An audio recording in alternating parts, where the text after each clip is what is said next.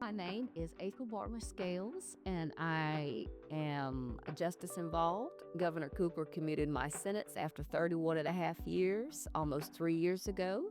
I was introduced to the 98% by Miss Judy Van Wyk. I'm Judy Van Wyk. I'm trained as a journalist and was sort of I wasn't ever retired, but I got into this work because I was kind of rebuilding my own life after going through a whole decade of having one surgery after another, after another, after another. I am walking bionic. I have almost every joint in my body replaced except for one shoulder. Oh yes, and my ankles. So I didn't, after that decade, I was kind of feeling very lost.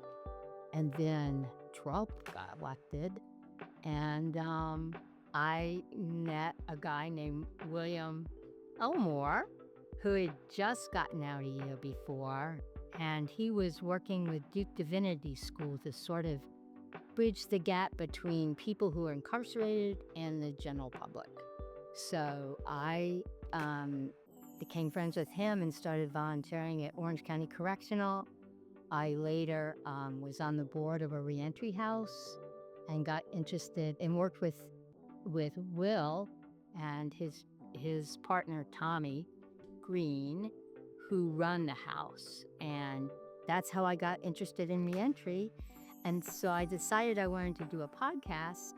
And it took me several months of asking several people if they would be interested in working with me. And finally, I found April. And that is how it all began. And that is how it all began. Goal is to make sure that the voices and the people are not forgotten on the inside. It's wonderful to generate to the public and bring awareness to justice involvement and all the people, factors, organizations that are entailed with people that are justice involved. It was also important to make sure that those on the inside knew that they hadn't been forgotten and that their stories and voices were being heard as well. My original thought about this was I was doing this work working with guys who were getting out and going to the reentry house and seeing all the challenges that they faced and seeing a lot of guys not make it. And it's something that is just invisible to like the larger society. People just don't think about it, out of face, out of mind, they just don't see it.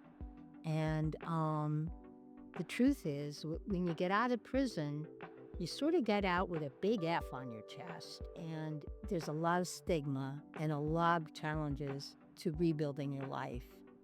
And I really wanted to communicate that to a larger audience, to kind of let people know that these are citizens. They are part of our community, and we need to care about them because you know what? Most people are going to be coming back to our community.